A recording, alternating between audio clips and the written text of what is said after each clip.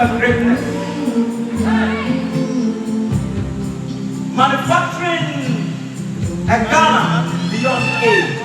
Assembling the skills and expertise of our people, thriving. To defend forever the cause of freedom and of right.